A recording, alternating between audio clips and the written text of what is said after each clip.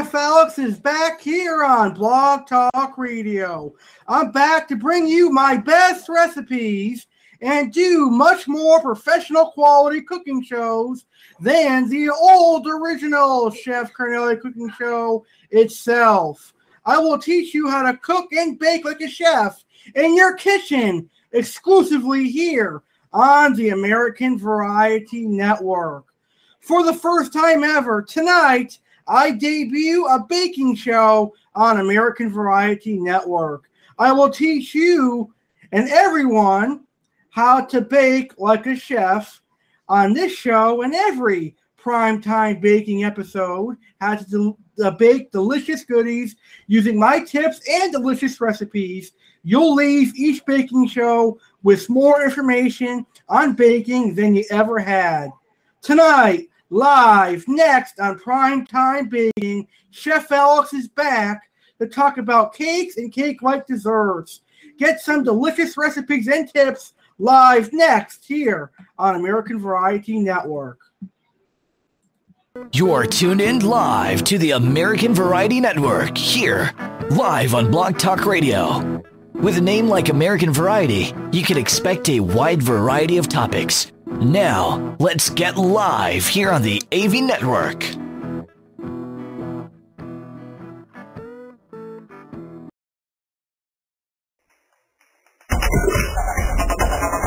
You're listening live to the Chef Cardinelli's Cooking Show on Blog Talk Radio. Chef Alex welcomes you into his kitchen where he teaches you how to cook and bake. Come get some tasty recipes and helpful cooking tips so you can cook and bake like a chef. Now, on to Chef Alex in 5, 4, 3, 2, 1...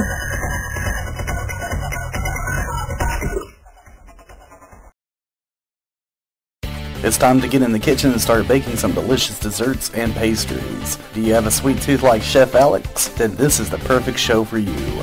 Coming up live right now on the American Variety Network is Primetime Baking, a baking radio show that will focus on baking homemade goodies. And you will get delicious baked good recipes you can use for your next bake sale or anytime. So let's get in that kitchen and start baking. Are you ready for some sweetness and sugar?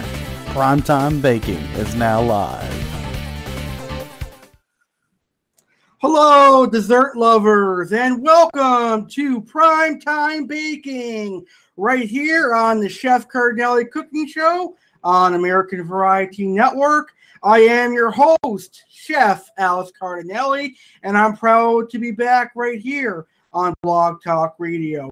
Tonight, I'll be talking about cakes and cake-like dessert. I'll talk about everything from cakes, including the origins of cake, the history of cake, the kinds and types of cake, etc. And then I'll also talk about cake-like desserts, like what are whoopie pies and things of that nature. And I have plenty of recipes for you, my listeners, tonight. I've got about 9 wonderful cake recipes, including my delicious red velvet cake, Mississippi mud pie, and much more. So you're tuned into the perfect baking show if you've got a very good sweet tooth. So today's show is being recorded live, so I'd love to have a couple of dessert lovers call in. Do you have questions about making cakes? Do you want to discuss your favorite cake? Or do you want to share your personal favorite cake recipe with all of our wonderful listeners out there? Well, then simply just grab your phone and dial in at 1-347-989-8142. That's 1-347-989-8142. I got to admit, I'm digging this Blog Talk Radio hi-fi studio. When you call in, your phone is going to sound like a microphone. That's how good my hi-fi studio is here. So why don't you call in and talk about cake with us here on the show. One more time, the call-in number is 1-347-989-8142. All right, let's go ahead and get started because we've got a lot to talk about tonight. I'll start the show by talking about my personal favorite cakes and my personal favorite cake-like desserts. My first favorite cake is red velvet cake. I know a lot of you guys probably already know that if you listen to the Chef Cannoli cooking show here on Blog Talk Radio. You would have already known that red velvet cake is my all-time personal favorite cake. It's a really great cake. It's actually very nice and moist with a nice red coloration with a sweet hint of chocolate flavor and then a great tang with the cream cheese frosting. However, my personal favorite red velvet cake is my very own because I actually use a white chocolate cream cheese frosting. I like the contrast of the tanginess from the cream cheese, and then I like the sweetness from the Ghirardelli white chocolate. So I have to say my personal favorite red velvet cake of all time is my very own red velvet cake recipe. I know, kind of selfish, right? But you have to like your own cooking or baking, as they say. And I actually have a very good white chocolate cream cheese recipe that I'm going to share with you. Well, it's actually a white chocolate cream cheese buttercream recipe that I'm going to share with you on the show. So that's my first favorite cake. My second favorite cake is a classic American cake, a chocolate cake. Now, I love all kinds of chocolate cake. I'll eat it if it has chocolate icing or vanilla icing. But for me, to be a personal favorite, a chocolate cake has to have peanut butter buttercream or peanut butter frosting on it because I like that Reese's combo of peanut butter and chocolate. And in my opinion, a chocolate cake with peanut butter frosting is a match made in heaven. It is really, really delicious. So that would be my second favorite cake. My third favorite cake, because I'm a huge chocoholic or a person that's really addicted to chocolate, would be a triple chocolate cake. You've got the chocolate cake layers. Then you've got the first layer is dark chocolate ganache. The second layer is milk chocolate ganache.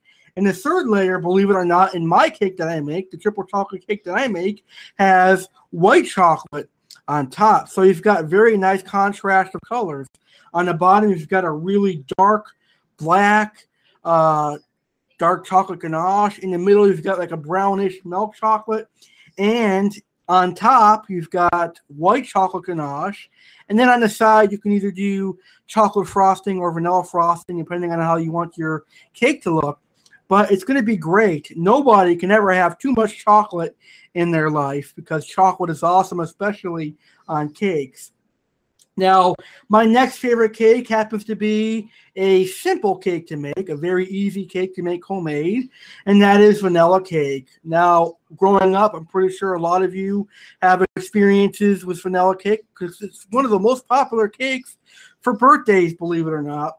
But I like vanilla cake, but my all-time favorite frosting for a vanilla cake happens to be cream cheese frosting. I think cream cheese frosting goes very well with a vanilla cake. So those are all my personal favorite cakes. Now, let's talk about my favorite cake-like desserts. My first favorite cake-like dessert is what we call here in America a whoopie pie. Now, later on in the show, when we get to cake-like desserts, we're going to talk about what exactly a whoopie pie is, but it's a treat that is made popular here in New England, which is the area of where I live. I live in New England, specifically Massachusetts, and whoopie pies are very, very popular down here all year round. It ain't particular to one season. Whoopie pies are available year round and are usually available all over the United States of America.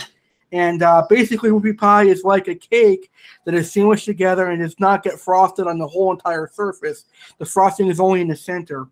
But they are a very, very delicious sweet, and they come in a wide variety of flavors. Back in the old days, it used to just be chocolate or vanilla, but now it's got a wide variety of flavors for whoopie pies. So my personal favorite whoopie pie, as of right now, until I find more, is a red velvet whoopie pie. And I actually prefer the red velvet whoopie pie with vanilla icing for some reason. I don't know why that is. But I like my red velvet whoopie pie with vanilla icing. I actually think that the vanilla icing tastes good with a red velvet whoopie pie. Maybe it's because naturally the regular whoopie pies usually just have vanilla icing with a little bit of marshmallow fluff in it. So that's probably why I prefer the red velvet whoopie pie with that vanilla buttercream with marshmallow fluff. One thing about all whoopie pies is that they have marshmallow fluff in them, which makes them delicious.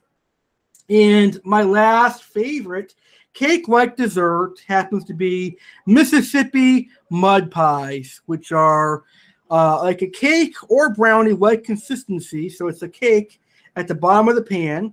And then once you bake that cake, you're going to add some marshmallows and put those under the broiler for a few seconds until they get nice and roasted. And then you top that with a nice chocolate ganache or a chocolate icing. So if you're a big chocolate lover and you love marshmallows, this is a great dessert for you because you've got the very fudgy cake or brownie hybrid. And you've got a layer of roasted marshmallows and chocolate frosting on top. And I usually serve that when I worked. I served that to the younger generation. They actually loved it. So I like it too because I love marshmallow and I love chocolate. And I have my very own recipe for Mississippi mud pies that I'm going to share with you when it comes time to sharing recipes. So those are my personal favorite cakes and cake-like desserts. And like I said, you're welcome to call in and discuss your favorite cakes and cake-like desserts anytime during today's show. So for somebody that loves sweets but does not follow the scientific background of baking, my goal for Primetime Baking is to educate you on each and every single dessert. So that's what we're going to start doing tonight, and we're going to start by answering the question, what is a cake? Well, we all know that a cake is a form of sweet dessert that is baked. We all know that already, right? We all should know that by now. But did you know, in its oldest forms, cakes were modifications of breads? Wow. So in the old days, cakes were breads. But now, cakes cover a wide range of preparations that can be simple or elaborate and share features with other desserts such as pastries, meringues, custards, and pies. Now, cakes usually have a lot of ingredients, but typically the cake ingredients are flour, sugar, eggs, butter, or oil, or some kind of fat, with some recipes also requiring additional liquid, for example, milk or water, and sometimes leavening agents such as yeast or baking powder. Now, common additional flavorings include dried, candied, or fresh fruit, nuts, cocoa, or extracts like vanilla extract or lemon extract, and numerous substitutions for the primary ingredients are very possible. Now, cakes can also be filled with fruit preservatives or dessert sauces like pastry cream. They definitely can be iced with buttercream or other icings, aka your birthday cake, your layer cake, etc. And they can be decorated with fondant, piped borders, or candied fruit. So those are all of your typical ingredients for cake. Now, we all know that cake is often served as a celebratory dish, or it can also be served on regular days, but usually it's served on celebrations, on ceremonial occasions, like, for example, weddings, anniversaries, and birthdays. But every now and then, we all get the taste for cake. So not all the time is cake going to be served on celebrations. But originally, back in the day, cakes were only reserved for ceremonial occasions. But as we adapted, we learned that cake was food and we could eat it on every other day or any day we wanted to as well. So there are countless cake recipes. Some are bread-like, some are rich and elaborate, and many are centuries old. Now, cake making fortunately, is no longer a complicated procedure because while at one time considerable labor went into cake making, particularly the whisking of egg foams, baking equipment and directions have been simplified so that even the most amateur cook can make a cake and bake a cake. All right. That was just some good information on cakes to start the show. Now, I want to get into the history of cake because I'm always interested in learning the history of some of the foods that I am cooking and some of the foods that I am baking. So I'm pretty sure you, the listeners, would appreciate this great information. So the history of cakes dates back to ancient times. The first cakes were very different from what we eat today. They were more bread-like, and they were sweetened with honey. Now, back in the day, nuts and dried fruits, were often added to these cakes. According to the food historians, the ancient Egyptians were the first culture to show evidence of advanced baking skill. Medieval European bakers often made fruitcakes and gingerbread. These foods would last for many months. Now, also according to the food historians, the precursors of modern cakes, the ones that are round with icing, were first baked in Europe sometime in the mid-17th century. This is due primarily to advances in technology, more reliable ovens, manufacturer availability of food molds, and ingredient availability, which happens to be refined sugar. At the time, cake hops, which are round molds for shaping cakes that were placed on flat baking trays, were very popular. They could be made of metal, wood, or paper, and some were very adjustable. Now, cake pans were sometimes used. The first icing were usually a boiled composition of the finest available sugar, egg whites, and sometimes flavorings. The icing was poured on the cake. The cake was then returned to the oven for a while. When removed, the icing cooled quickly to form a hard, glossy, ice-like covering. Many cakes made at this time still contained dried fruits, for example, raisins, currants, and citrons. Now, it was not until the middle of the 19th century that cake, as we know it today, made with the extra refined white flour and baking powder instead of yeast, arrived on the scene. Wow, the cakes we know today did not arrive to the 19th century. Wow, that's interesting. Now, did you know that packaged mixes for cake were introduced in the 1920s? So those cake mixes that you guys buy, like Duncan Hines and some of the other ones, Betty Crocker, for example, those cake mixes were introduced in the 1920s. I think my great-grandmother was born back then. Well, so that was a while ago. That's almost 10 years ago. Or, excuse me, that's definitely more than 10 years ago, folks. That's almost more than 100 years ago, I mean to say. Because in 5 years, it'll be 100 years that these cake mixes were introduced. So that's the history of cake and cake mixes. Now, speaking of cake mixes, I want to offer my thoughts on them because I know a lot of my listeners out there, I know a majority of you probably bake cakes, but you probably use cake mixes. And I know when I was working in culinary school and in a restaurant, sometimes when we were running low on ingredients, we actually would use Duncan Hines cake mix. And we had it in a restaurant quantity. So we would be able to produce a really good amount of cakes in a really short time. So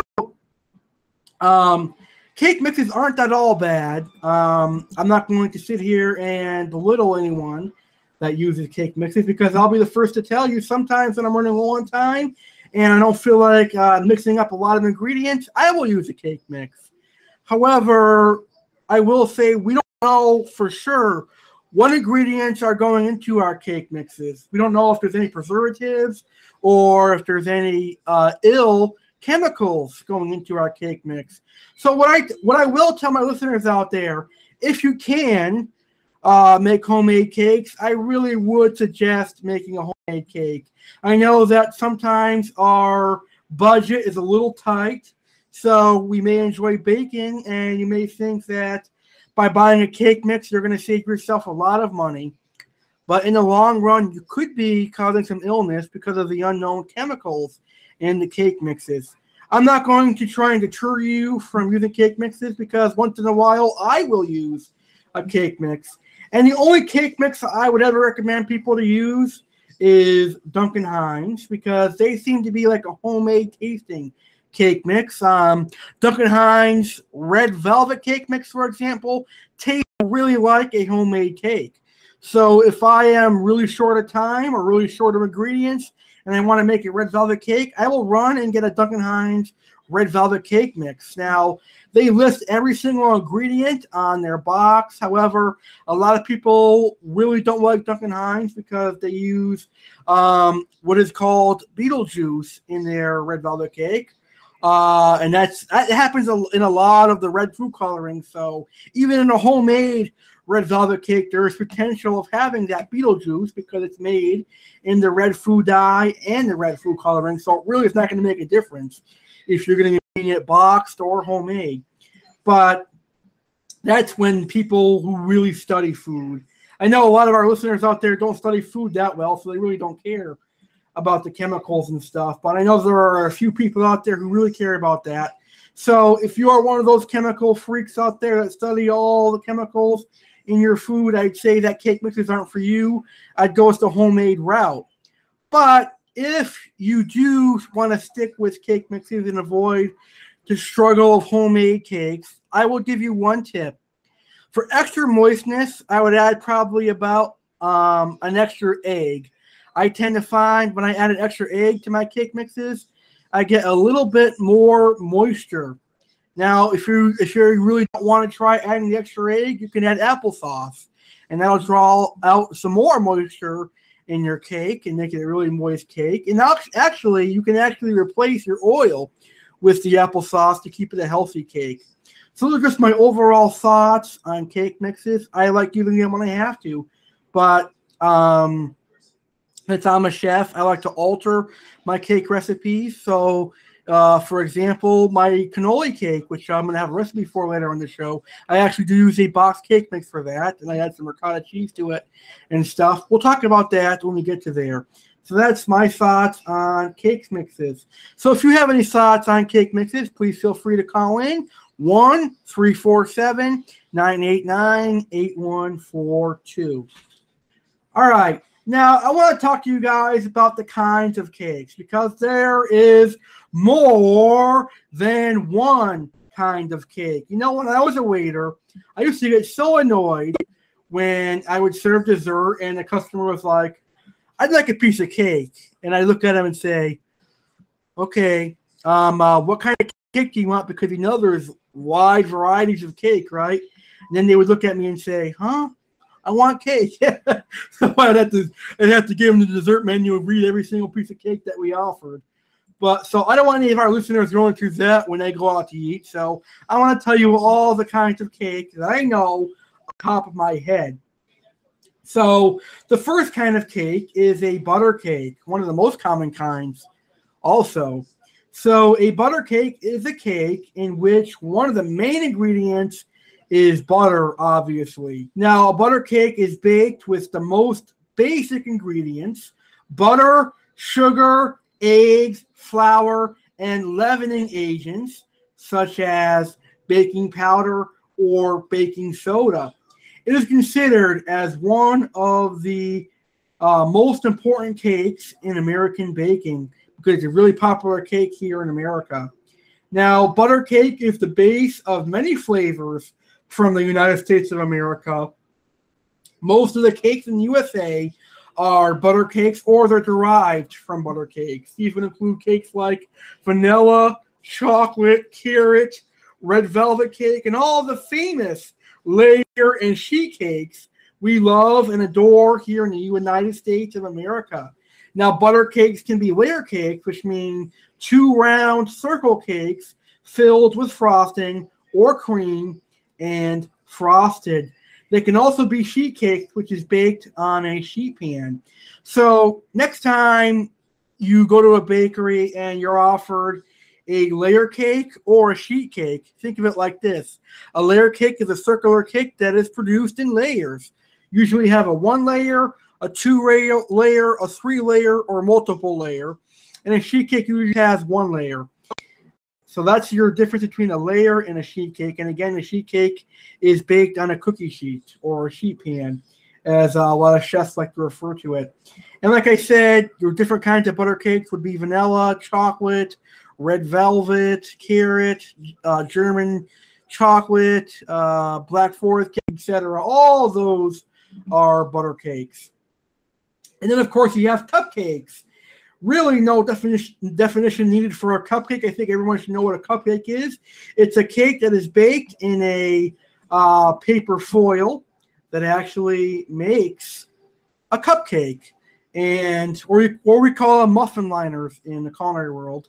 It's cake batter baked in a muffin liner that makes a cupcake. It's usually intended for a single serving. However, I just recently found out that they are coming out with bigger muffin liners designed for 2 servings to serve 2 people, which is pretty cool, I guess. But I prefer the single serving because if I were to go out and buy one of those muffin liners designed for 2, you know what? Those 2 cupcakes, or that cupcake that was designed for 2, would end up in my belly, and I would have had cupcake that would have been enough to serve 2 people for 1 big fat guy. So I prefer the single serving cupcake so I don't feel bad. That's funny. All right, so the next kind of cake is ice cream cake, which is really popular here in the summer. And an ice cream cake can usually be a butter cake, any kind of butter cake that has ice cream in the middle of it, and then it's frosted with whipped cream. You guys all know what an ice cream cake is, one of my personal favorite cakes. However, I will admit to you guys, I have never, ever made an ice cream cake in my life yet. And that's on my bucket list. I'm going to have to make an ice cream cake. And when I do make an ice cream cake, I'm going to have to make a YouTube video of it so you guys can see how my first time making an ice cream cake goes. All right? So those are your basic cakes that are very popular here in the United States of America. Butter cake, cupcakes, and ice cream cakes. Now we're going to get into the culinary term of cake because there's a lot of different kinds of cakes in the culinary world. The first one is a pound cake. Pound cake refers to a type of cake traditionally made with a pound of each of 4 ingredients. A pound of flour, a pound of butter, a pound of eggs, and a pound of sugar. However, any cake made with a 1:1:1:1 ratio by weight of flour, butter, eggs, and sugar may also be called a pound cake, as it yields the same results. Now, pound cakes are generally baked in either a loaf pan or abundant mold and served either dusted with powdered sugar, lightly glazed, or sometimes with a coat of icing. So pound cakes are popular here in the United States of America and all over the world. And here in the United States of America, we usually like to serve pound cakes with strawberry shortcake. Pound cake is usually used for strawberry shortcake in my honest opinion. Okay, so the next kind of cake that I'm going to talk to you guys about is angel food cake. Now, angel food cake, or angel cake as it's sometimes called, is a type of sponge cake originating in the United States that first became popular in the late 19th century. It is so named because of its airy lightness that was said to be the food of the angels. Wow, that's pretty cool. Now, angel food cake requires egg whites whipped until they are stiff. Cream of tartar is added to the mixture to stabilize the egg whites. Remaining ingredients are generally folded into the egg white mixture. For this method of leavening to work well, it is useful to have flour that has been made of softer wheat.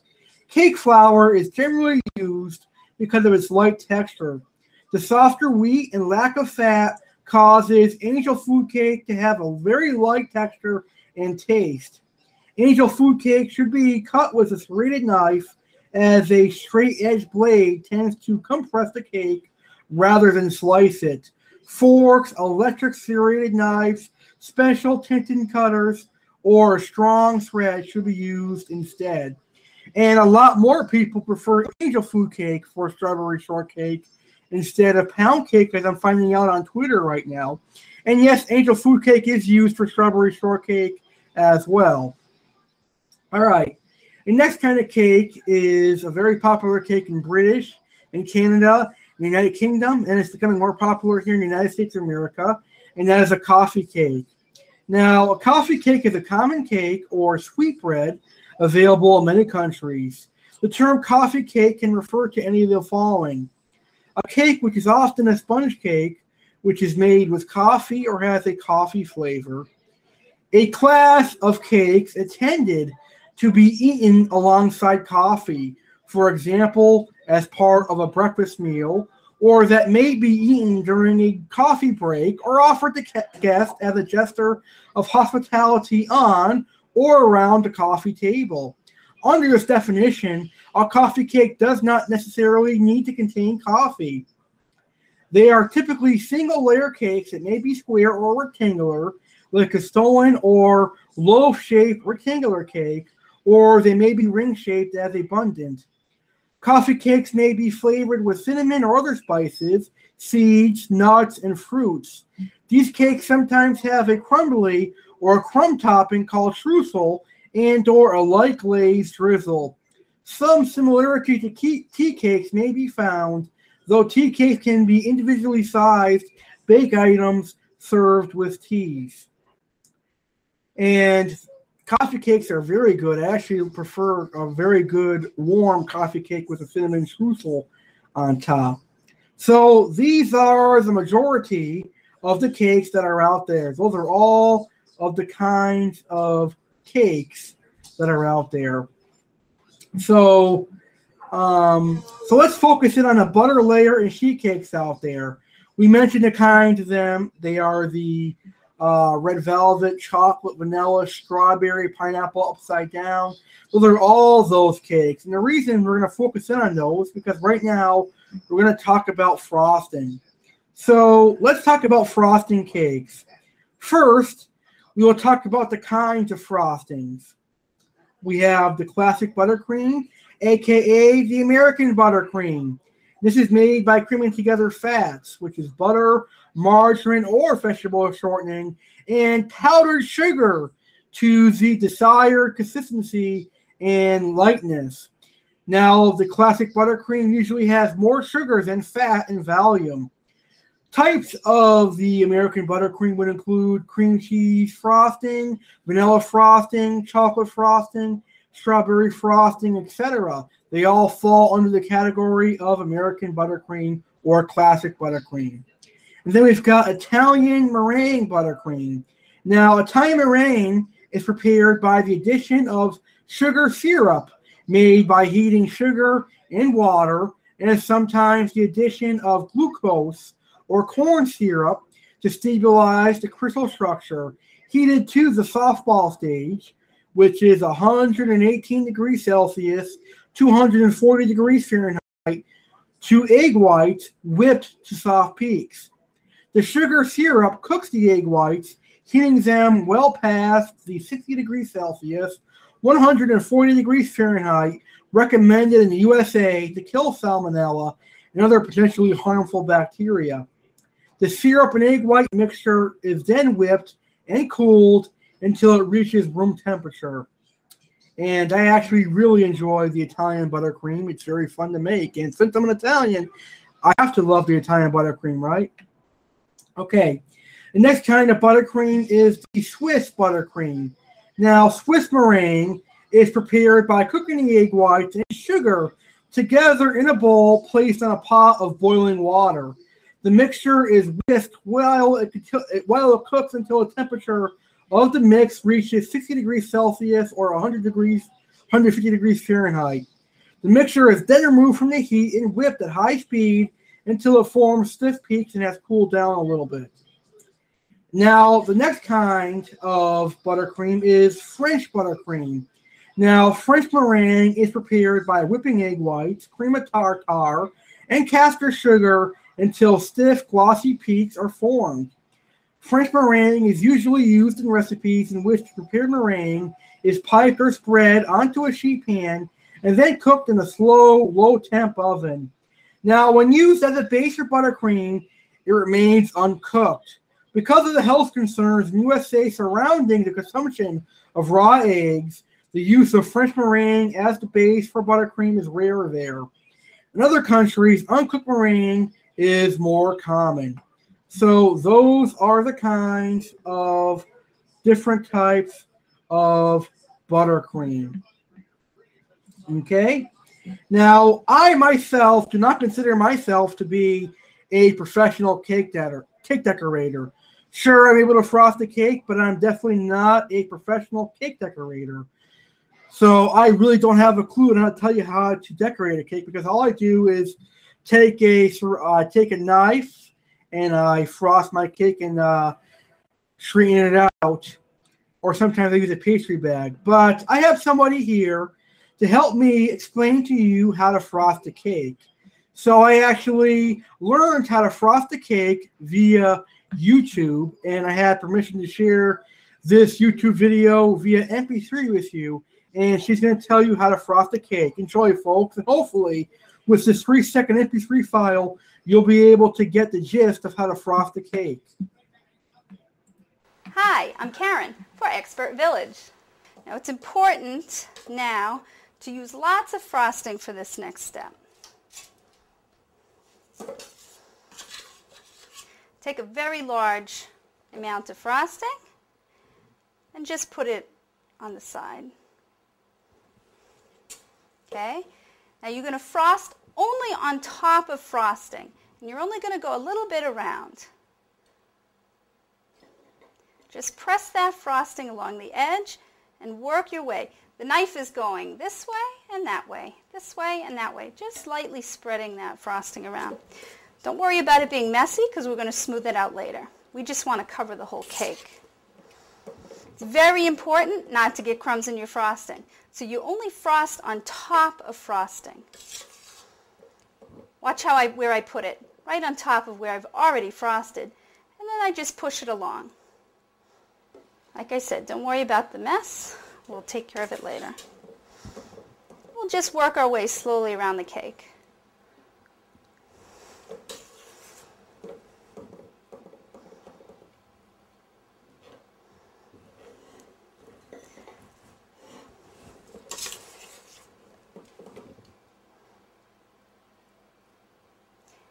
When you're frosting it, you want to get this little lip up around the edge. I'll show you what we'll do with that later.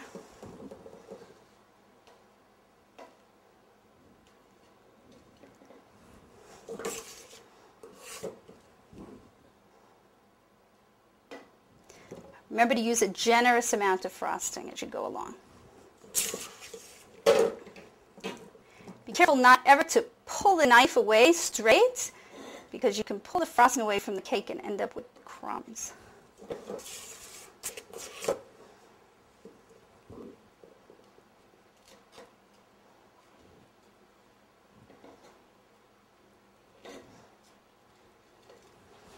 Okay, now that we've covered it all the way around, we're going to smooth it.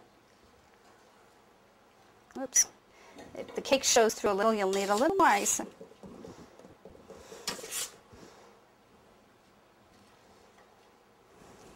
Just lightly sweep around that cake, taking off the excess.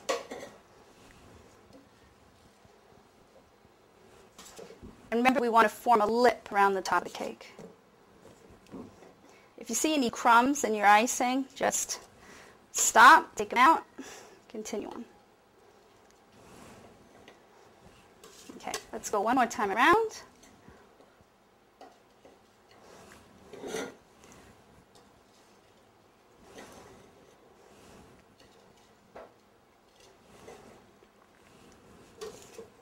That looks good for now.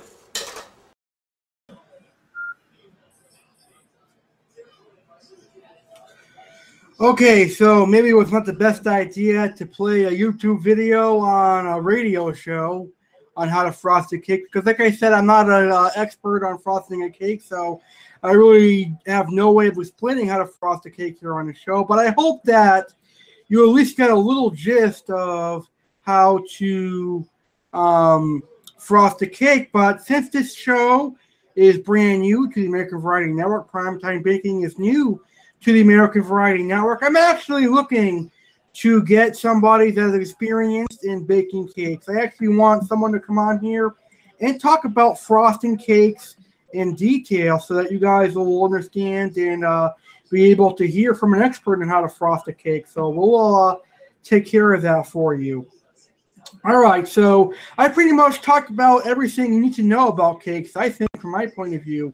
If you have any questions on cakes, please feel free to call in now at 1-347-989-8142.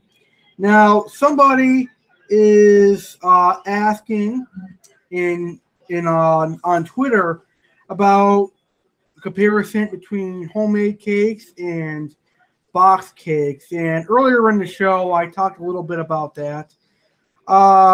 Honestly, in my opinion, if you make a homemade cake, you're going to taste the quality of the cake you're making because you know the ingredients that are going into a homemade cake.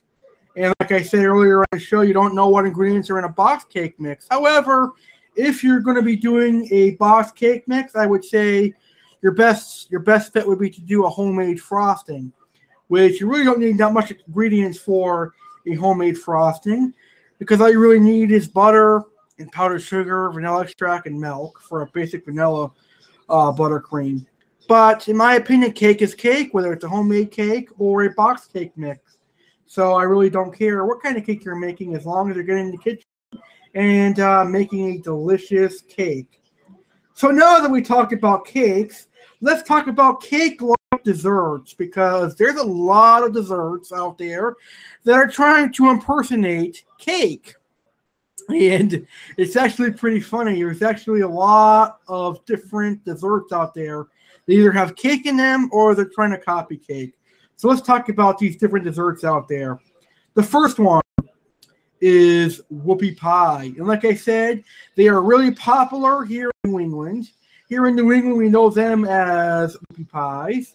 And you may know them as something else somewhere else in the country or world. I know sometimes they're called gobs or giant fat Oreos or whatever else they're called in the world. But we know them as Whoopie Pies here in New England. Now, I like to think of Whoopie Pie as a hybrid between cake and cookie. It's usually a round cake or cookie that is sandwiched between a creamy filling.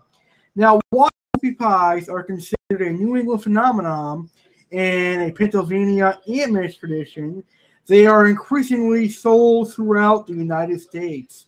According to food historians, an Amish woman would bake these desserts, known as hucklebucks or creamy turtles at the time, excuse me, and put them in farmers' lunch pails or lunch boxes.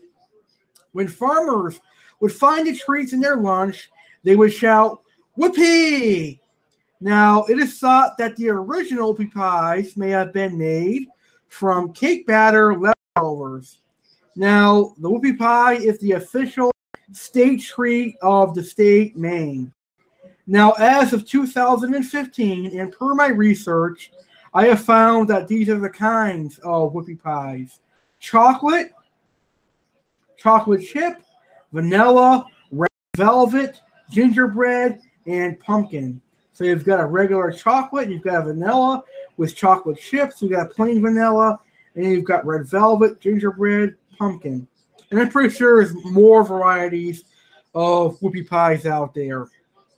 Now, generally, the kinds of fillings for a Whoopie Pie would be the traditional vanilla filling, which has marshmallow fluff in it, and that is used to fill the classic chocolate Whoopie Pie and the classic vanilla Whoopie Pie, and some of the other specialties as well. We've got a cream cheese filling that's usually used to fill the pumpkin whoopie pie and the red velvet whoopie pie. And you've also got a chocolate filling that I don't see very often here in New England, but I've seen it in other states. I've seen it when I took vacations to Florida and stuff. Actually would have like a chocolate whoopie pie with chocolate filling. I thought it was okay, but I thought the chocolate filling was kind of overpowering the chocolate whoopie pie cake thing, and I really didn't like it. Peanut butter filling is very popular here in New England. It goes great with a chocolate cake for the pie, and it's great. So that's whoopie pie, really good dessert, and I've got 2 great whoopie pie recipes I'm going to share a little later on in the show. The next cake-like dessert is trifle. Now, trifle is a dessert consisting of pieces of cake, some sort of custard or filling, and whipped cream or Cool Whip. Now, it is usually served during the summer as a replacement for a heavy, rich slice of cake. It's often served at barbecues and picnics. Now, barbecues will often sell trifle using their cake scraps. And it could be anything from a vanilla cake to red velvet cake to chocolate cake to German chocolate cake, or Black Forest cake. Now, with the red velvet cake, I found that they usually use like a cream cheese mousse and white chocolate mousse. It makes it a very good trifle. I've had trifle a few times, and I definitely like it. I've always contemplated making trifle for the first time. Just like the ice cream cake, I've never made trifle yet, simply because I don't have a trifle dish, and I had to go out and buy one. If you want to make trifle, I really suggest you have a trifle dish, or maybe you can use shot glasses, large shot glasses, or what do you call those things that they make yogurt parfaits and stuff in? Or you can use like a plastic cup, a single serving cup for a trifle if you're going to serve it for a party. I definitely would recommend, if you're going to serve for a party, I definitely would recommend using a disposable single serve yogurt parfait kind of cup. Right now I can't remember the name of it, but when it comes to me, I'll remember it and share it with you, my wonderful listeners. All right. Now the next kind of cake-like dessert is a brownie. A brownie is really popular. Now, a brownie is a flat, baked dessert square that was developed in the United States at the end of the 19th century and popularized, very popular in both the United States and Canada during the first half of the 20th century. Now, brownie is a cross between a cake and a soft cookie in texture, and comes in a variety of forms. Depending on its density, it may be either fudgy or cakey, and may include nuts, icing, chocolate chips, or other ingredients. A variation made with brown sugar and chocolate bits, but without melted chocolate batter, is called a Blondie Brownie. And one of my personal favorite brownies in this whole entire world is a chocolate chip Blondie, or a white chocolate Blondie. Really, really good. Now, the next kind of cake-like dessert is cake pops. Now, cake pops are actually cake. They are leftover cake shaped into a ball to resemble a lollipop, molded in either icing or chocolate, and they are decorated in sprinkles, Oreos, nuts, anything crushed up to add some crunch to it, basically. Now, I've never had cake pop before because they don't seem to be popular in my state. I haven't seen them. But in bake sales, they are very popular. I noticed that cake pops seem to be real popular with teenage girls. So if you have younger girls or teenage girls, they may enjoy making cake pops. I have never tried them, but I'm pretty sure I will like them because they've got frosting, they've got melted chocolate, and they're usually decorated. Now, the next kind of cake-like dessert is a cake donut. Now, cake donuts are made from sweetened dough that is leavened with baking powder and generally dense and cake-like. A popular type is the traditional donut dusted with sugar and cinnamon. Now, cake donuts are versatile and it can be made with different shapes and flavors, and it can be filled, iced, or glazed. All right.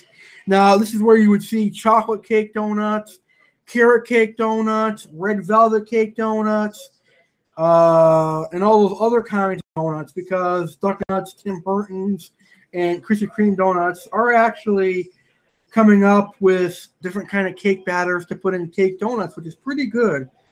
All right. I actually prefer the cake donuts over the yeast donuts, in my opinion. I love cake donuts. They're really good. I'm not a fan of the yeast donuts because I think they're too squishy for me. In my opinion, they're too squishy in appearance. And I like the density and moistness of a cake donut.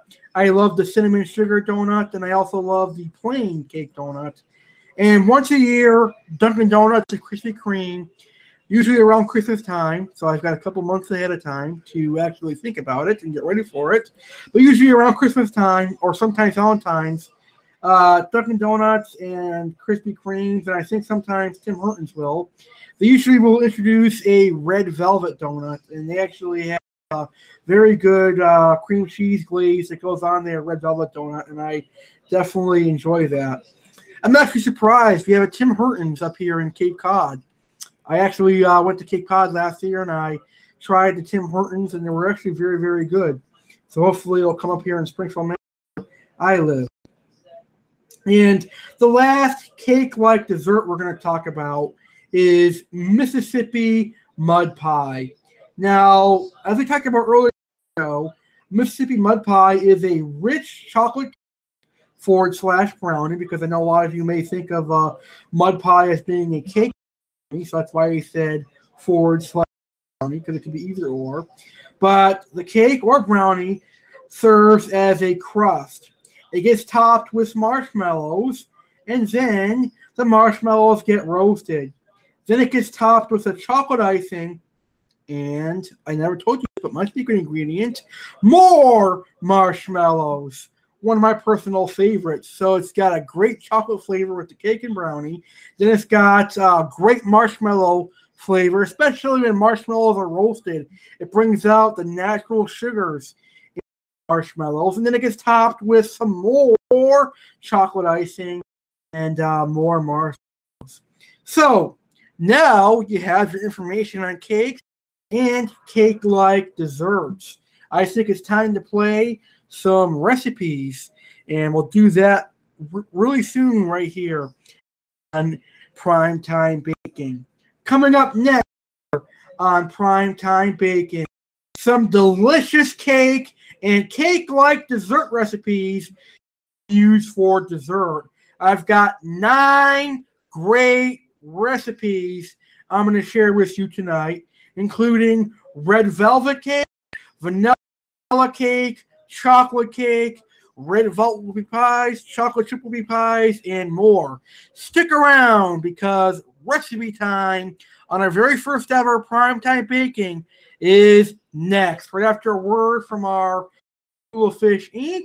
and our supporters who are fish keepers. Right after we play their clip, we'll be right back here on Primetime Baking on the American Variety Network.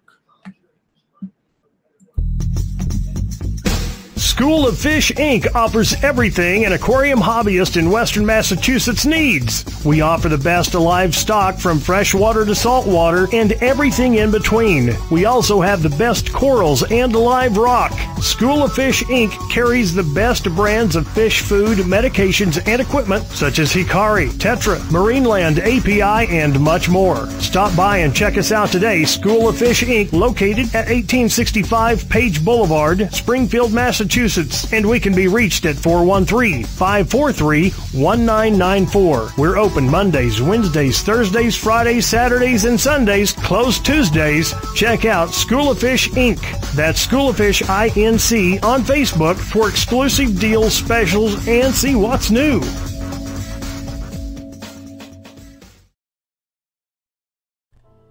Are you a serious tropical fish keeper? Do you currently keep discus cichlids, or are you looking to keep discus cichlids and need to find some quality discus?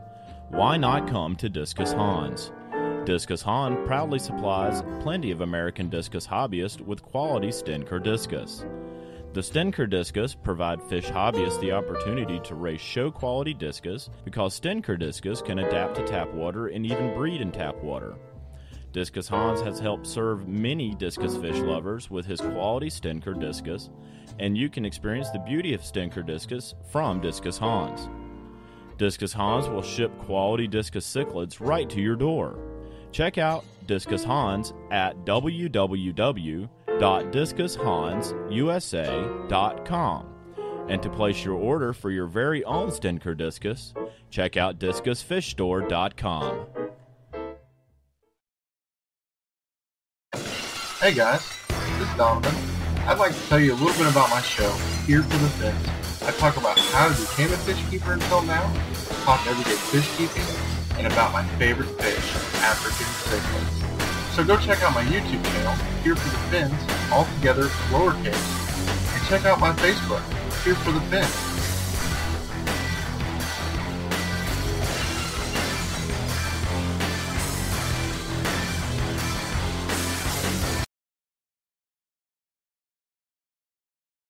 The crazy Italian-American turns 22 on August 15th. So on his birthday, he is going to host his own 22nd birthday episode. And you are all invited to be a part of it. There will be some great topics. A Mike's Hard Lemonade alcohol review. And more. Call in live at 1347-989-8142. That's 1347-989-8142. To wish Alex a happy 22nd birthday. So come on, celebrate your host's birthday live Saturday at 10:30 p.m. Eastern, 9:30 p.m. Central, 8:30 p.m. Mountain, and 7:30 p.m. Pacific. Sit back, relax, and unwind as Alex has a blast and does what he loves on his birthday with an awesome show at www.blogtalkradio.com/American Network.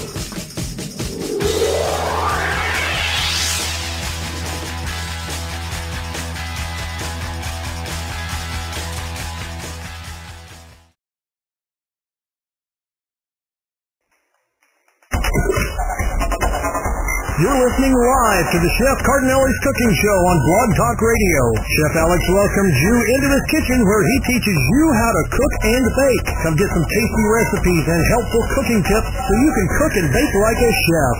Now, on to Chef Alex in 5, 4, 3, 2, 1...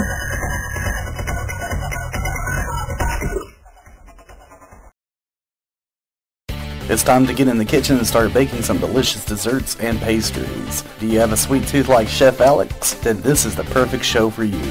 Coming up live right now on the American Variety Network is Primetime Baking, a baking radio show that will focus on baking homemade goodies. And you will get delicious baked good recipes you can use for your next bake sale or anytime. So let's get in that kitchen and start baking. Are you ready for some sweetness and sugar?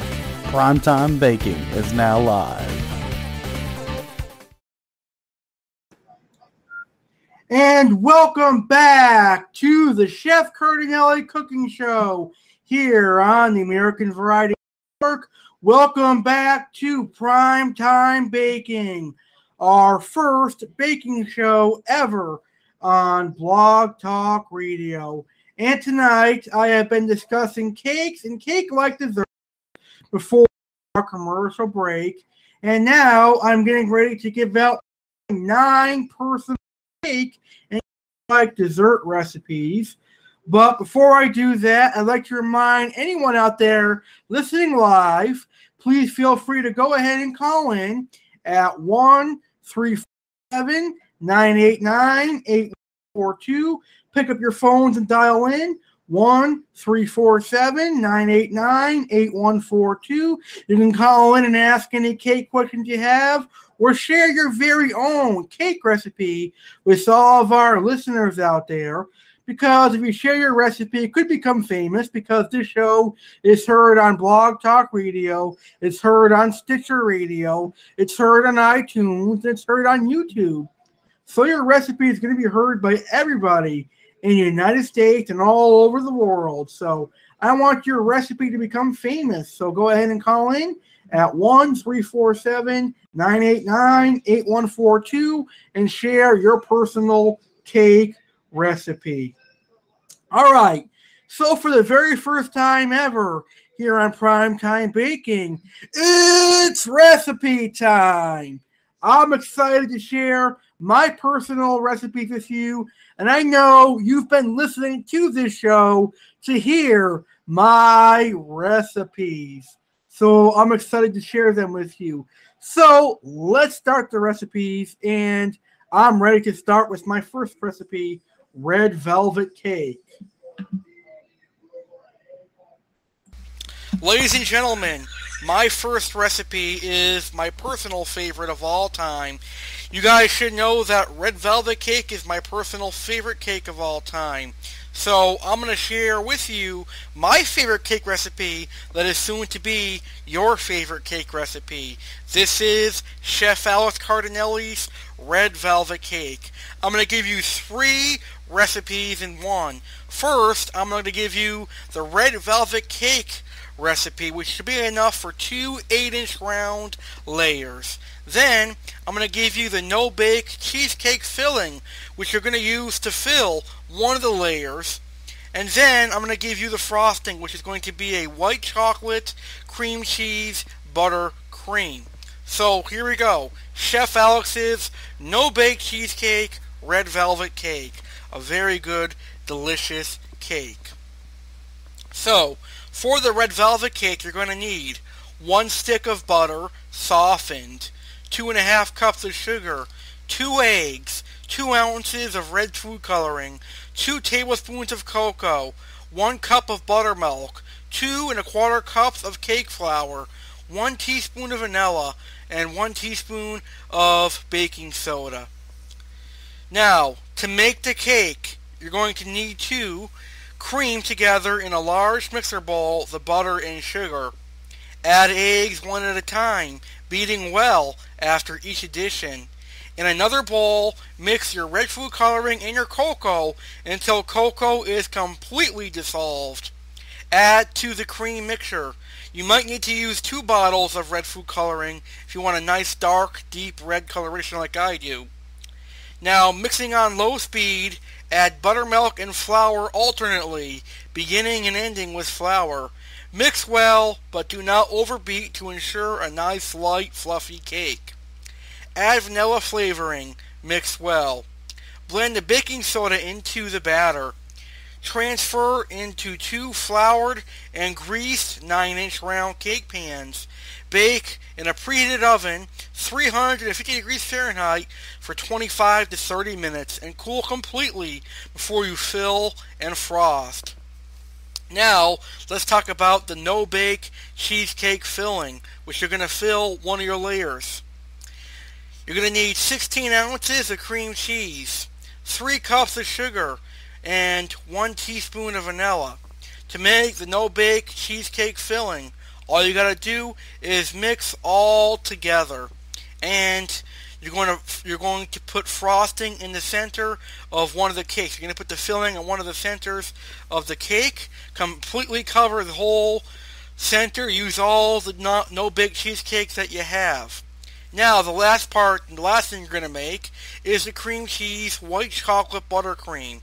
And you're going to need 8 ounces of cream cheese. You're going to need 4 ounces of Ghirardelli white chocolate, a 1/2 cup of butter softened, 1 teaspoon of lemon juice or extract, or you can omit it if you don't like lemon juice, a teaspoon of vanilla extract, 2 cups of powdered sugar, and a small teaspoon of milk.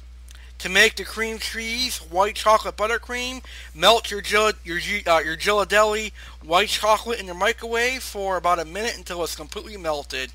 Cream the butter and cream cheese and white chocolate for 3 minutes.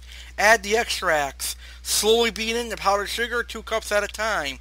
Then add a real small amount of milk. Now you could use 4 cups of powdered sugar, but I cut it down to 2 because the white chocolate is really sweet. And then you're going to frost the cake with your cream cheese white chocolate frosting and let it sit in the fridge for about 25 to 30 minutes before serving. And you can also let it set up overnight in the fridge, which would be even better, because then your frosting and your filling would have completely set and you'd have a great taste. So there's my red velvet cake, and I hope you guys give it a try. The next cake recipe I'm going to give you brings me back to my childhood, and I'm sure it's going to bring you, the listeners, back to your childhood as well. Okay, so remember back in your childhood when vanilla cake was always available? I'm not sure about you, but vanilla cake was always at all of my birthday celebrations, and I'm pretty sure you had vanilla cake for your birthday celebrations. So I'm thinking back to my childhood, and I always loved vanilla cake. So if you like your childhood and you like vanilla cake, this recipe is for you. Here is Chef Alex's vanilla cake recipe with a delicious vanilla buttercream. And you can even decorate this vanilla cake with sprinkles after you put on the buttercream.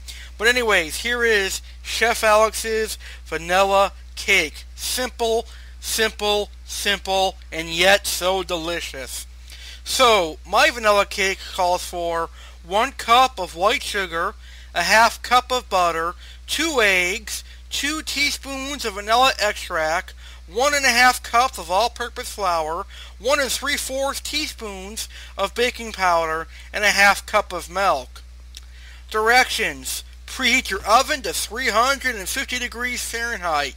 Grease and flour a 9 by 9 inch pan, or you can line a muffin pan with paper liners. So I make a vanilla sheet cake, or I make vanilla cupcakes.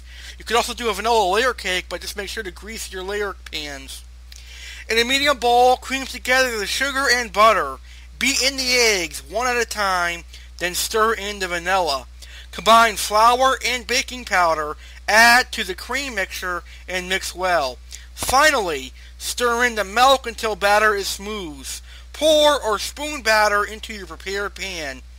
And bake for 30 to 40 minutes in the preheated oven. For cupcakes, bake 20 to 25 minutes. Cake is done when it springs back to the touch. And that is my simple vanilla cake. Now, I want to give you my simple vanilla buttercream, which you can use for any of my recipes. You can use this for my red velvet cake recipe or my chocolate recipe. Whatever cake recipe I have, you can use this vanilla buttercream for, but generally I tend to use my vanilla buttercream for my vanilla cake because vanilla and vanilla go so well together without overpowering anything.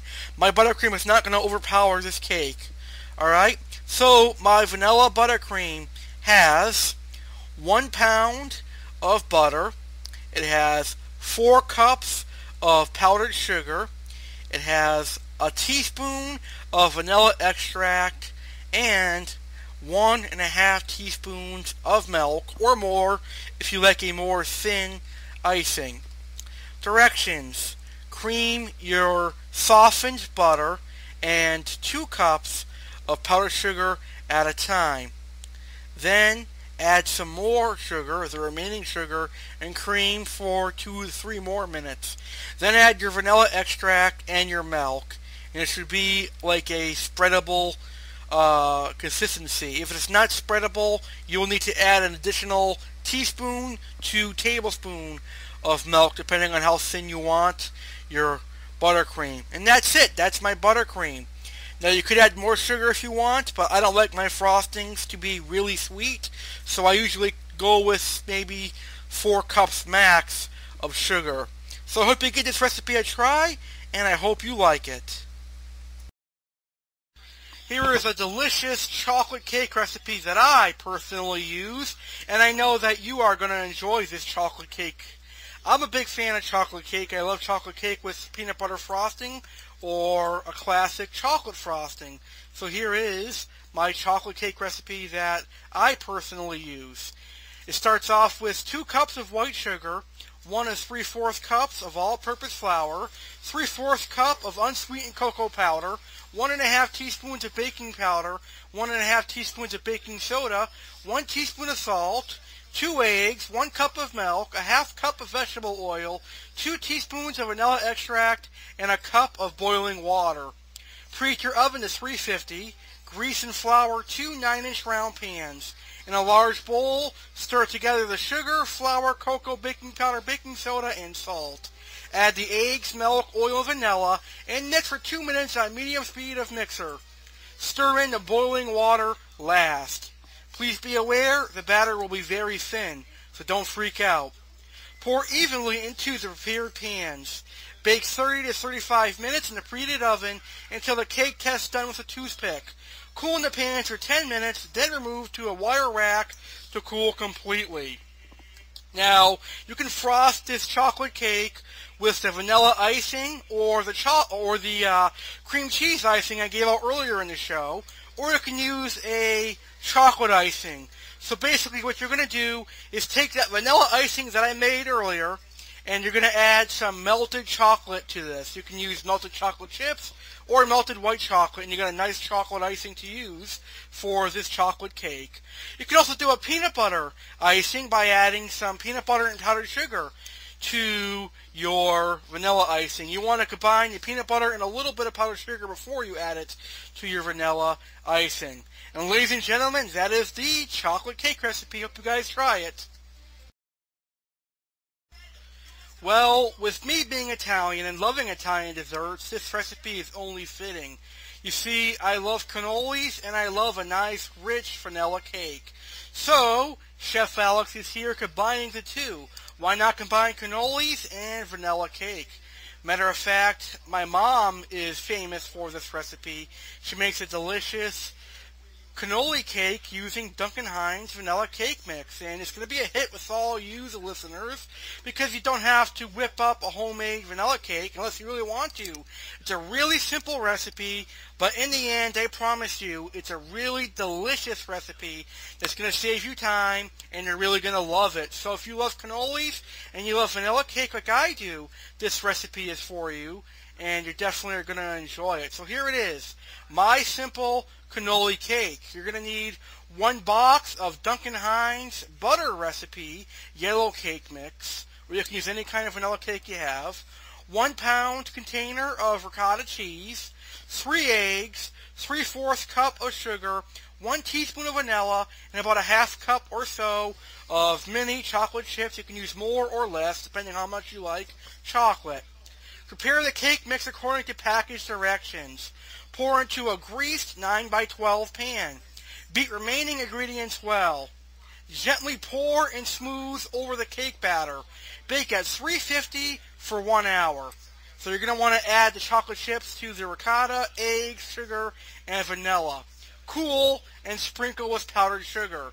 Now you could actually go one step further and make a cannoli filling or frost this with vanilla icing, but personally it's best with powdered sugar, and it's best served warm in my opinion, but it actually gets better chilled as well. So it's good warm, but better when chilled and placed in the fridge for 24 hours. So that's my delicious cannoli cake recipe, and it's really moist. It's like a bread pudding consistency when it's chilled overnight, but it's really good. If you're Italian and you love ricotta, you're going to love this cake. So give my cannoli cake a try.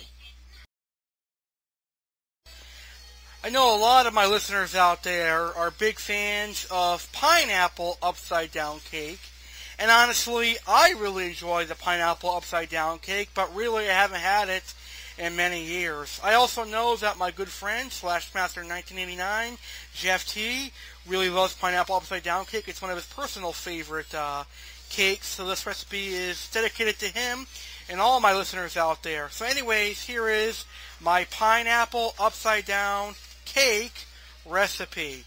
So you're going to need a half cup of unsalted butter melted, 2/3 a cup of packed brown sugar, 3 cups of fresh pineapple peeled, cored, and cut into 1-inch chunks, 1½ cups of all-purpose flour, 1½ teaspoons of baking powder, a half teaspoon of salt, a half teaspoon of ground cinnamon, a half cup of unsalted butter softened, 2/3 a cup of white sugar, 2 eggs, 1 teaspoon vanilla extract, and 3/4 cups of milk. Directions: Preheat the oven to 350 degrees Fahrenheit. In a small bowl, stir together the melted butter and the brown sugar. Spread the mixture evenly in a well-buttered 9-inch round cake pan.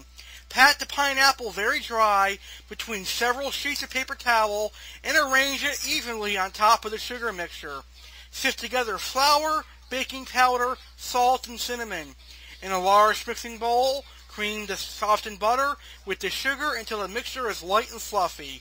Add the eggs one at a time, beating well after each addition. Stir in the vanilla. Add the flour mixture in 3 parts alternately with the milk, beginning and ending with the flour mixture. Beat well after each addition. Spread the batter evenly into the prepared pan. Place the cake in the middle of the oven. Bake for 45 to 55 minutes or until the tester comes out clean. Let the cake cool in the pan on a rack for 15 minutes. Run a thin knife around the edge and invert the cake onto a plate. Serve the cake warm or at room temperature. And that is pineapple upside down cake.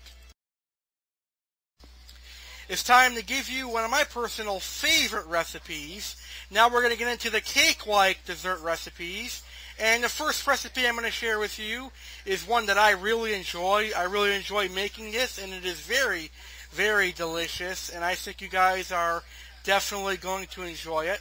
Now, I've made this for Thanksgiving, for Christmas, and a lot of the other holidays and celebrations.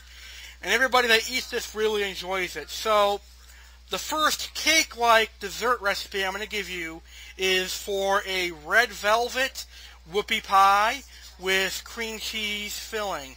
Now, a whoopie pie is a hybrid between a cake and a cookie sandwiched with frosting. And red velvet whoopie pie is very good. So here is my personal red velvet whoopie pie recipe. For the red velvet whoopies, you're going to need 3 cups of A.P. flour. And A.P. flour is all-purpose flour. A 1/3 cup of cocoa powder. 1 teaspoon of baking powder. A 1/2 teaspoon of baking soda. 1/2 teaspoon of salt.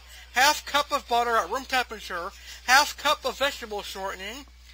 1/2 cup of light brown sugar, 1 cup of white sugar, 2 eggs, 2 teaspoons of vanilla extract, 3 teaspoons of red food coloring, and 1 cup of buttermilk. And for the cream cheese frosting, or filling, whatever you want to call it, you're going to need 4 ounces of cream cheese at room temperature, 4 tablespoons of butter at room temperature, 3.5 cups of powdered sugar, and 1 teaspoon of vanilla extract. Preheat your oven to 350 degrees Fahrenheit. Line 2 baking sheets with parchment paper and set aside. Whisk together the flour, cocoa powder, baking soda, and salt in a medium bowl and set aside. In the bowl of a stand mixer with a paddle attachment, beat together the butter, shortening, and bull sugars on low speed until just combined. Increase the speed to medium and beat until fluffy and smooth, about 5 minutes. Add the eggs one at a time, beating well after each addition. Add the vanilla and the red food coloring and beat until just blended. Now you may have to use 2 bottles of red food coloring if you want a deep red coloration. I like a deep red coloration, but it just depends on your personal preferences. So I'd say if you want a little bit of red color, use 1/2 a bottle. If you want like a really intense red color, you'd have to use about 2 bottles. Now add 1/2 of the flour mixture and 1/2 of the buttermilk to the batter and beat on low until just incorporated. Scrape down the sides of the bowl. Add the remaining flour mixture and remaining 1/2 cup of buttermilk and beat until completely combined. Using a spoon or a medium cookie scoop, which is what I use, drop a tablespoon of batter onto one of the prepared baking sheets and repeat, spacing them at least 2 inches apart. Bake 1 sheet at a time for about 10 minutes each or until the cookies spring back when pressed gently. Remove the baking sheet from the oven and let the cookies cool on the sheet for about 5 minutes before transferring them to a rack to cool completely. While the cakes are cooling, prepare the filling. In the bowl of the stand mixer with the paddle attachment, beat together the cream cheese and butter on medium speed. Add the sugar and beat on low speed until combined. Add the vanilla and increase the speed to medium-high. Beat until creamy and smooth, about 4 minutes. And to assemble, spread the filling onto the flat side of one cake using a knife or spoon. Alternately, you can use a pastry bag with a round tip. And you're ready to serve these great whoopie pies. Enjoy the great red velvet whoopie pies. If you love chocolate chip cookie ice cream sandwiches, you're going to love this recipe. Chocolate chip whoopie pies. Man, these are delicious. I actually found out about chocolate chip whoopie pies by going to a local gas station of mine called Cumberland Farms, and they actually have a whole selection of whoopie pies and other baked goods, and I saw that they had chocolate chip whoopie pies, and I instantly became attracted to them. Chocolate chip whoopie pies are very good, and I highly recommend trying Cumberland Farms chocolate chip whoopie pie, but you can also make your own with this great recipe that I'm going to provide you. It's a great chocolate chip whoopie pie with chocolate chip buttercream filling. It's got great taste, and you're definitely going to enjoy it. Alright, so here is the chocolate chip whoopie pie recipe. 1 1/4 cups of all-purpose flour. So for those of you who don't know what that means, that's 1 1/4 cup of all-purpose flour, a half teaspoon of baking soda, a 1/4 teaspoon of salt, a 1/4 cup of butter at room temperature, a 1/4 cup of brown sugar, 1 large egg, 1 teaspoon of vanilla extract, a half cup of buttermilk, and 2/3 cup of chocolate chips. Preheat your oven to 350 degrees Fahrenheit. Line a baking sheet with parchment paper. In a medium bowl, whisk together your dry ingredients, which are your flour, baking soda, and salt. In a large bowl, cream together the butter and brown sugar until light and fluffy. Beat an egg and vanilla until well combined. Stir in half of the flour mixture, followed by the buttermilk. Stir remaining flour, mixing just until no streaks of dry ingredients remain. Stir in your chocolate chips. Drop tablespoonfuls of batter, making them as round as possible, onto prepared baking sheets with parchment paper. You will need 32 individual cookies. Bake for 11 to 14 minutes until cookies are set, and spring back when lightly pressed. Cool on a wire rack completely before filling. And now for the chocolate chip buttercream filling. 1/3 cup of butter at room temperature, 1 tablespoon of milk, 1 teaspoon vanilla extract, a pinch of salt, 1 to 1 1/2 cups of powdered sugar, a half cup of chocolate chips coarsely chopped, or of course I would prefer to use the mini chocolate chips. In a medium bowl, beat together the butter, milk, vanilla, and salt until well combined. Gradually beat in the powdered sugar until filling is smooth and creamy. It should not be quite as stiff as a regular buttercream frosting. Stir in your chocolate chips and spread in between cool whoopie pies and sandwich them together. And ladies and gentlemen, that is the chocolate chip whoopie pie. And I'm definitely going to be making this chocolate chip whoopie pie for Thanksgiving and Christmas this year, and possibly for my birthday party. Anyways, here is the chocolate chip whoopie pie recipe. Well, if you are an American and you don't know what a Mississippi mud pie is, then you really need to reconsider yourself as an American, because this is a great American cake-like dessert that a lot of us Americans love. So, ladies and gentlemen, I'd like to present to you my recipe for a Mississippi mud pie. And basically, a Mississippi mud pie is a cake or brownie-like crust that is topped with marshmallows that get roasted a little bit, and then that is spread with chocolate icing.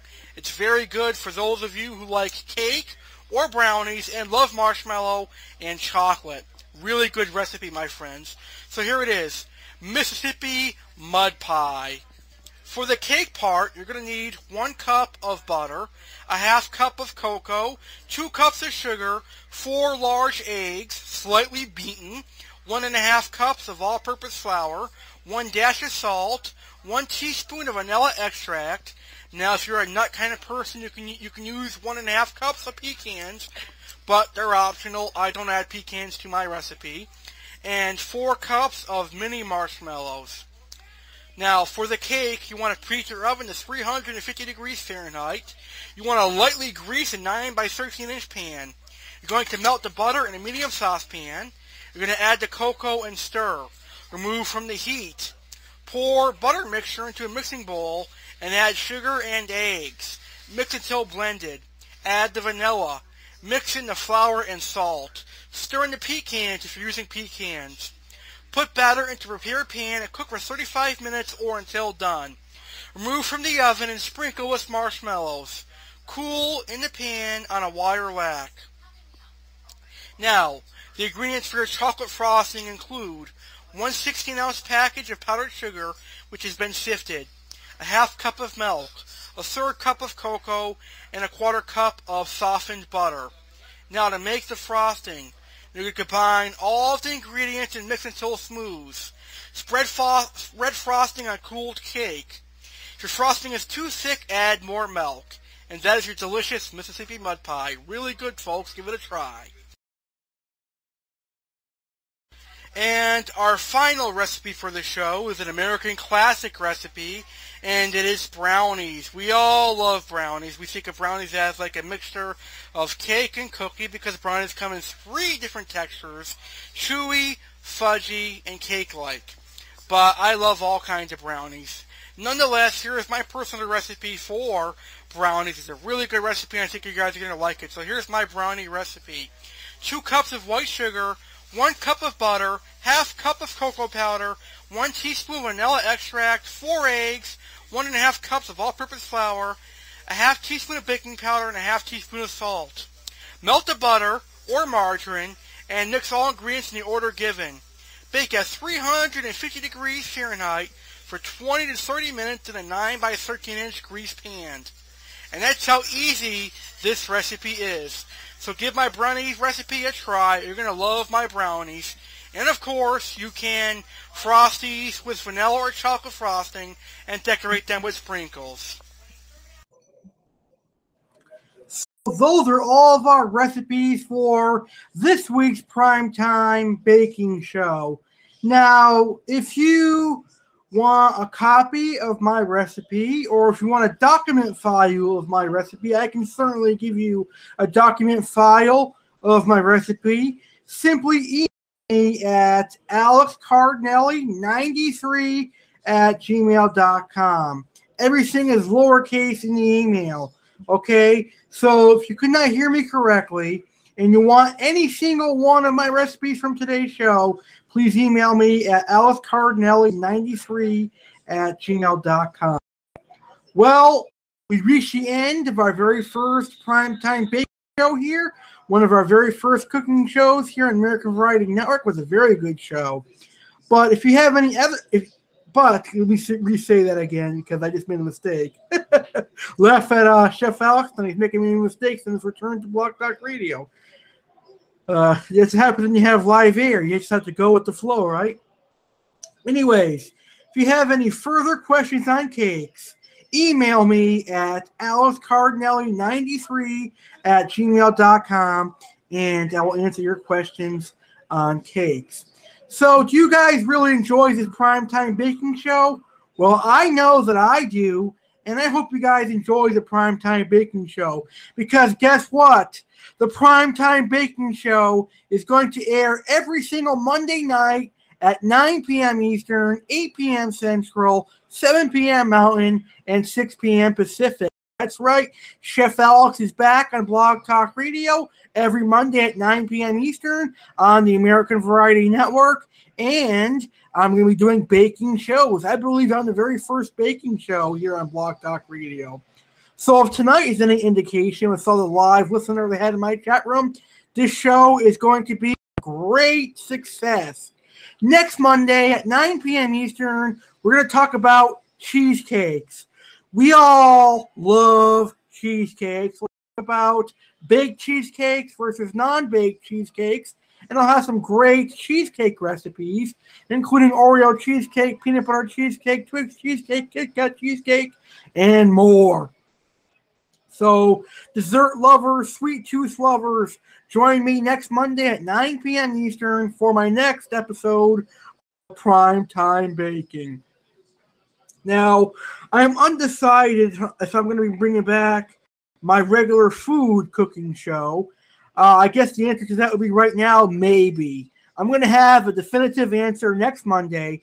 But as of right now, this week, I'm going to say that if I do bring back the cooking show, maybe it'll be every other Wednesday. It'll be an occasional Wednesday that I do the cooking show. But I'll have an answer for you on that next Monday's Prime Baking Show. As of right now, I think I'm just going to stick with the Primetime Baking Show and see how that does. And then maybe occasionally on Wednesdays I'll do a cooking show. But we'll discuss that at the end of next Monday's show, what my final decision will be on the cooking show. But I really enjoy talking about baking. I love sweets, and I'm going to have some guests here on the show. Now, please bear with me. This is my very first baking show, so I might have made a few mistakes tonight, but we are far from done on talking about cakes and stuff. I'm going to do individual shows on butter cakes and red velvet cake and German cake. There'll be different shows on all the kinds of cakes, and I'll also get some guests on the show who are experts in frosting cakes and experts in making cakes. So you can bake your ass. I will have a variety of guests here on this baking show. All right. So before I end today's show, I've got a couple of announcements regarding the American Variety Networks that I'd like to make. First, tomorrow, Tuesday, August 11th, 2015, at 5 p.m. Eastern, 4 p.m. Central, 3 p.m. Mountain, and 2 p.m. Pacific, Cool Cat Willie T returns to the American Variety Network for our In Your Face talk show. And tomorrow, Cool Cat Willie T and myself are going to be talking about how to live on a budget and how to save money. Because let's face it, money is tight here in America, and we save our money. So tomorrow at 5 p.m. Eastern, make sure you tune in to hear us talk about how to save you money. We have Wednesday off, and then Thursday, August 13th, 2015, at 8 p.m. Eastern for you fish-keeping lovers and you discus cichlid keepers out there. Hannah Pro Discus will be a guest to talk about discus for the first time in a while.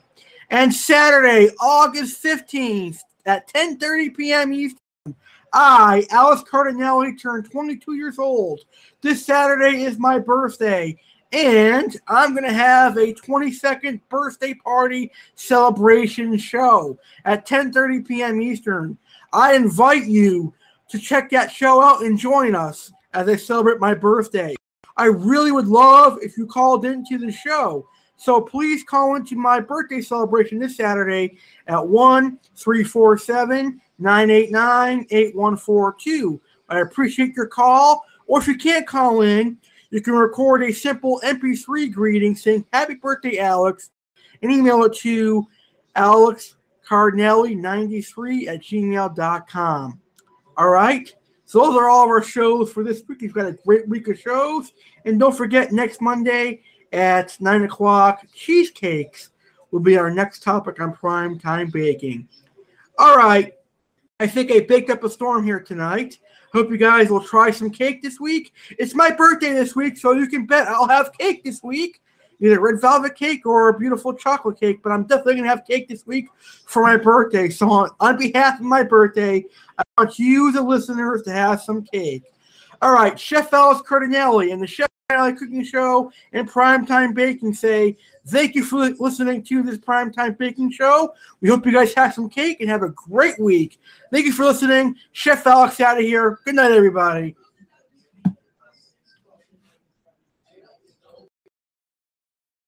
The crazy Italian American turns 22 on August 15th. So on his birthday, he is going to host his own 22nd birthday episode.